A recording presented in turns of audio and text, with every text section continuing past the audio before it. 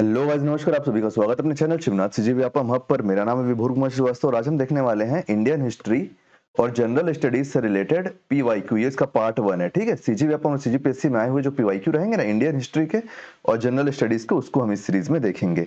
छत्तीसगढ़ के पीवाईक्यू की सीरीज अलग चल रही है। तो देखो, ये क्वेश्चन आया आपका सीजीपीएससी प्री 2022 में कि हड़प्पा सभ्यता की खुदाई में मिले अवशेषों के आधार पर क्या सही नहीं है, पूछ रहा है। आपको यहाँ पे देखना बहुत जरूरी है कि यहाँ पे पूछ रहा है सही नहीं है, ठीक है। तो देखो, ऐसे क्वेश्चन इंपॉर्टेंट इसलिए हो जाते हैं, हमको पता होना, क्योंकि ऐसे ही क्वेश्चन आजकल पूछे जाते हैं आपका कूट वाले और ऐसे नंबर वाले, और पीएससी में तो ऐसे ही क्वेश्चन बनते हैं, आजकल व्यापम में भी आने लगे हैं। तो देखो, क्या सही नहीं है, तो पहला क्या है, सभी तरह के निर्माण कार्य के लिए एक आकार की ईंट का उपयोग किया जाता था। नहीं, ये गलत है।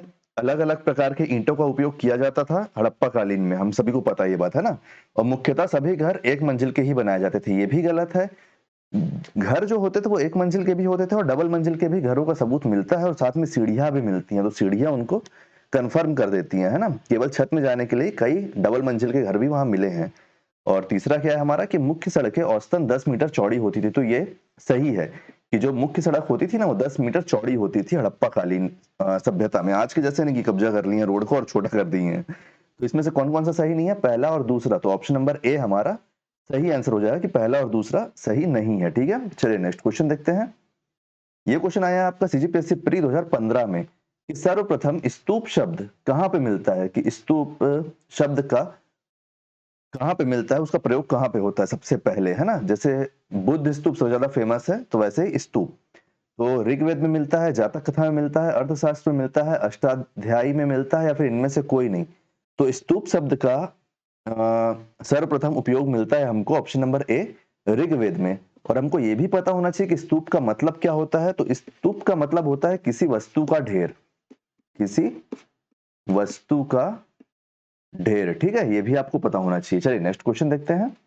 क्वेश्चन नंबर 3 सीजीपीएससी प्री 2022 का क्वेश्चन है ये, कि वर्धमान महावीर के संबंध में क्या सही नहीं है, पूछ रहा है, ठीक है। जो महावीर भगवान है, महावीर स्वामी है, जो जैन तीर्थकार है, उनके बारे में क्या सही नहीं है पूछ बोल रहा है यहाँ पे। तो देखो, उन्हें 24वां और अंतिम तीर्थकार माना जाता है, ये सही है। वह 24वें और अंतिम तीर्थकार थे। नेक्स्ट क्या है कि उनकी माता लिच्छवी के राजा चेतक की बहन थी, तो ये भी सही है। और इनकी माता का नाम क्या था, माता का नाम क्या था इनकी, तो माता का नाम था त्रिशला। त्रिशला, उनकी माता का नाम त्रिशला था, लेकिन इंग्लिश में लिखने के टाइम त्रिशाला भी लिख देते हैं, ठीक है। इस बात को आप याद रखना। और उन्हें क्या कहा जाता था, उनकी माता को, उनकी माता को एक अन्य नाम से भी पुकारा जाता था, और वो था पेर्यकारिणी। पेर्यकारिणी, पेर्यकारिणी भी उन्हें कहा जाता था, ठीक है, उनकी माता को। चलिए नेक्स्ट देख लेते हैं अपन। और क्या है, उन्हें अपने जीवन काल में विवाह नहीं किया था, तो ये गलत है। उन्होंने विवाह किया था, और उनकी जो वाइफ थी, मतलब उनकी जो पत्नी थी, उनकी पत्नी का नाम क्या था, उनकी जो पत्नी थी, उनकी पत्नी का नाम क्या था, आप लोग बताओ, याद आ पा रहा है। यशोदा नाम था उनकी पत्नी का, यशोदा नाम था, ठीक है। नेक्स्ट क्या है, ऑप्शन नंबर डी, कि उन्होंने 527 ईसा पूर्व में पटना के नजदीक पावापुरी में देह त्याग किया था, तो ये भी सही है, ये भी वाला ऑप्शन सही है। तो इसमें से क्या गलत है, तो ऑप्शन नंबर सी गलत है। तो हमारा सही आंसर क्या हो जाएगा, कि ऑप्शन नंबर सी। यहाँ से राइट हटा देता हूँ, है ना, नहीं तो कंफ्यूज हो जाओगे तुम लोग। हटा दो इसको। तो हमसे ये पूछ रहा था ना कि क्या सही नहीं है, तो ऑप्शन नंबर सी, कि उन्होंने अपने जीवन काल में विवाह नहीं किया था, ये सही नहीं है। उन्होंने विवाह किया था और उनकी पत्नी का नाम था यशोदा। चलिए नेक्स्ट क्वेश्चन अपन देखते हैं। नेक्स्ट क्वेश्चन क्या है, जन्म कब हुआ था यार। देखो, मैं आपको बताया ना कि उन्होंने देह कब त्यागा था, तो 527 ईसा पूर्व। तो उनका जन्म कब हुआ था, ये आप मेरे को ऑप्शन में बताना। चलो छोड़ोगे, आप मत बताओ, मैं बता देता हूँ। कमेंट में क्या बताओगे आप लोग, 599 ईसा पूर्व उनका जन्म हुआ था, ठीक है। कब हुआ था, 599 ईसा पूर्व। एक मिनट, बैटरी उतर गई लैपटॉप की, तो चपन चार्ज लगा लेते हैं इसको। एक मिनट का टाइम दो मेरे को।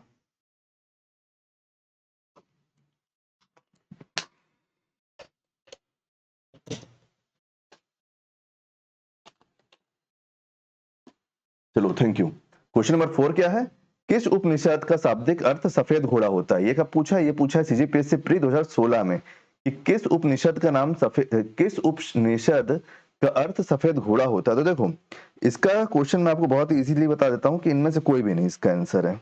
इनमें से कोई भी नहीं, कि किसी भी उपनिषद का नाम, किसी भी उपनिषद का शाब्दिक अर्थ सफेद घोड़ा है, ये गलत है बहुत ज्यादा।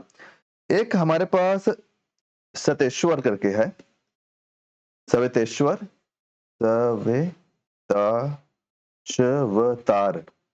श्वेताश्वतार, ठीक है। ये एक उपनिषद है, लेकिन इसका भी नाम सफेद घोड़ा नहीं है। तो इसका नाम क्या है, अगर मैं आपको बताऊं तो कुछ इससे रिलेटेड ही होगा।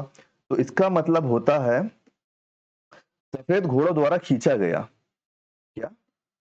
सफेद घोड़ों द्वारा खींचा गया, खींचा गया, ठीक है, ये होता है इसका मतलब। तो इसीलिए हमारा ऑप्शन नंबर ई सही आंसर हो जाएगा। चलिए नेक्स्ट क्वेश्चन देखते हैं, question number 5। CGPSC pre 2016, Mahabharat काल में महानदी का नाम क्या था? महाभारत काल का पूछ रहे हैं हमसे। तो कावेरी, ताप्ती, महानंदा, गंगा। तो इसका सही आंसर हो जाएगा ऑप्शन नंबर ई, इनमें से कोई भी नहीं। तो महाभारत काल में महानदी का नाम क्या था? चित्रोत्पला। क्या था? चित्रोत्पला। ये व्यापम का भी फेवरेट क्वेश्चन है, कई बार पूछा है, ठीक है। और ये महाभारत काल में मिलता है, ठीक है, चित्रोत्पला। चलिए नेक्स्ट क्वेश्चन, क्वेश्चन नंबर 6 कि सीजीपीएससी प्री 2022 कि वायु पुराण में महानदी का पौराणिक नाम क्या है? यहाँ पे वायु पुराण पूछ लिया है। महाभारत काल में क्या है? तो चित्रोत्पला। तो अपना वायु पुराण में क्या है? क्या है बताइए? तो वायु पुराण में है आपका ऑप्शन नंबर बी, नीलोत्पला। इस बात को आप याद रखना, ठीक है। चलिए नेक्स्ट क्वेश्चन देखते हैं कि नेक्स्ट क्वेश्चन क्या बोल रहा है। कि सीजीपीएससी प्री 2023 में आया ये क्वेश्चन कि बौद्ध दर्शन के विशेषता के संबंध में निम्नलिखित विचारों पर, कथनों पर विचार करें, ठीक है। इनमें से कौन सा सही है पूछ रहा है। तो देखो कौन सा सही है पूछ रहा है, इस बात को आप याद रखना कि बौद्ध दर्शन में का बीज गौतम बुद्ध की शिक्षाओं में ही मिलता है। सही बात है, ये एकदम सही है कि बौद्ध दर्शन का जो बीज है वो गौतम बुद्ध जी ने जो शिक्षाएं दी हैं उनमें मिलता है, उसका जस्ट या फिर उसका सार, है ना। नेक्स्ट क्या है कि बुद्ध ने हमेशा दार्शनिक समस्याओं में उलझने के बजाय मानवीय कष्टों से मुक्ति के लिए नैतिक जीवन जीने पर जोर दिया था। तो ये भी सही है, 1 और 2 दोनों सही है। तो ऑप्शन नंबर सी सही हो जाता है। लेकिन अगर हम देखते हैं आज के दौर में, आज 21वीं सदी में जब हम देखते हैं तो बुद्ध के द्वारा सिखाए गए मार्ग पर चलना ज्यादा कठिन हो गया है, उसके बारे में बात करना ज्यादा आसान हो गया है ना। उनको मानने वाले भी ना मानने वाले भी उसके बारे में बात जरूर करेंगे, उसके लिए लड़ेंगे जरूर, लेकिन उस पर चलेगा कोई भी नहीं। बहुत इक्का दुक्का लोग बचे होंगे जो बुद्ध दर्शन पे आज चल रहे हैं, प्रॉपर बुद्ध दर्शन में जो बुद्ध जी ने दिया था। क्वेश्चन नंबर 8 सीजीपीएससी प्री 2013 में क्वेश्चन आया है कि जैन धर्म के प्रथम तीर्थकार कौन थे? तो देखो यहाँ पे प्रथम के बारे में पूछ रहा है, ठीक है। प्रथम थे ऋषभ देव जी, प्रथम तीर्थकार थे ऋषभ देव जी। और 24वें तीर्थकार कौन थे? तो 24वें थे महावीर जी, महावीर जी, जिनको आप सभी जानते हो, है ना। चलिए नेक्स्ट क्वेश्चन देखते हैं। 24वें थे और अंतिम थे, 24वें थे और अंतिम थे, है ना। अंतिम तीर्थकार यही थे, अंतिम तीर्थकार यही थे महावीर स्वामी जी। और पहले कौन थे? तो पहले थे ऋषभ देव जी। एक मिनट ना। और अगर सबसे ज्यादा प्रचार प्रसार का अगर आपसे ऑप्शन में पूछता है क्वेश्चन में, तो वो महावीर स्वामी आएंगे, ठीक है। Next question, question number 9 Chhattisgarh PSC pre 2014 निम्न में से कौन सा नाम बुद्ध का दूसरा नाम है? बुद्ध का दूसरा नाम पूछ रहा है, इसमें से कौन सा नाम बुद्ध का दूसरा नाम है? तो देखो पार्थ पार्थ कृष्ण भगवान बोलते थे किनको? अर्जुन को। प्रच्छन्न जो है, प्रच्छन्न बौद्ध, जो प्रच्छन्न बौद्ध है, एक मिनट, प्रच्छन्न बौद्ध। तो जो आदि शंकराचार्य थे ना, गुरु आदि शंकराचार्य जी, शंकराचार्य, आदि शंकराचार्य जी को प्रच्छन्न बौद्ध कहा जाता था, ठीक है। तो इसका सही आंसर हो जाएगा इसमें से ऑप्शन नंबर ई कि इनमें से कोई भी नाम गौतम बुद्ध का दूसरा नाम नहीं था, बल्कि उनके बचपन का नाम क्या था? तो सिद्धार्थ।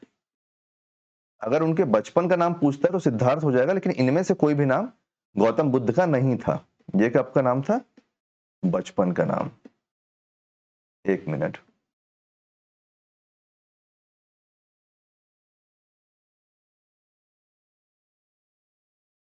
बचपन का नाम, ठीक है। Next question, question number 10 CGPSC pre 2016 की भारतीय संस्कृति के अंतर्गत रित का अर्थ क्या है? तो रित का अर्थ क्या है अगर हमसे पूछता है तो इसका सही आंसर हो जाएगा ऑप्शन नंबर ए, प्राकृतिक नियम। कि जीवन को शांतिपूर्वक जीने के लिए एक शैली जो चाहिए और विश्व में व्यवस्था और प्रतिष्ठा को स्थापित करने के लिए जो शैली चाहिए उसको प्राकृतिक नियम कहते हैं। और वो किसके अंतर्गत है? तो रित, रित का अर्थ होता है वो। और इसके बारे में किस वेद में बात की गई है अगर पूछेगा आपसे, तो ऋग्वेद में, ऋग्वेद में इसके बारे में बात की गई है, ठीक है। ऋग्वेद में इसका वर्णन है लोग बाग वेदों को कोसते जरूर है लेकिन वेदों को पढ़ता कोई नहीं है ना। जो भी इंसान अगर आपके सामने वेदों के बारे में कुछ बोल रहा है, अगर आप उससे उसका जस्ट पूछ लो कि आप कब पढ़े और कितने दिन में कंप्लीट किए, इसका मतलब क्या होता है, तो कोई नहीं बता पाएगा। लेकिन उसके बारे में बोलना जरूरी है ना, क्योंकि उसका तो पैसा लगता नहीं है। तो प्राकृतिक नियम क्या है कि विश्व में व्यवस्था और प्रतिष्ठा को स्थापित करने के लिए व्यवस्था के नियम है, उनको प्राकृतिक नियम कहा जाता है, नैतिक और भौतिक, है ना। उसको उसका मतलब क्या है, तो उसका मतलब है रित, और रित भारतीय संस्कृति का एक हिस्सा है और उसका वर्णन मिलता है अपन को ऋग्वेद में। तो उम्मीद करता हूँ गाइस कि सारे 10 क्वेश्चन आपको समझ में आए होंगे। कहीं भी कोई भी डाउट होगा तो आप पूछ लेना मेरे से। वीडियो अगर पसंद आया हो तो वीडियो को लाइक कीजिए, वीडियो को शेयर कीजिए और आने वाले वीडियो के लिए चैनल बने रहिए, चैनल को सब्सक्राइब कीजिए। सीजीपीएससी और सीजी व्यापम के जो छत्तीसगढ़ जीके के पीवाईक्यू है वो अलग से चल रहे हैं, मैथ रीजनिंग के भी चल रहे हैं, तो आप उन सभी वीडियो को देखिए, करंट अफेयर की भी वीडियो को देखिए टॉपिक वाइज, है ना। तो अगर वीडियो पसंद आया तो वीडियो को लाइक कीजिए, वीडियो को शेयर कीजिए, आने वाले वीडियो के लिए चैनल बने रहिए और चैनल को सब्सक्राइब कीजिए। Thank you.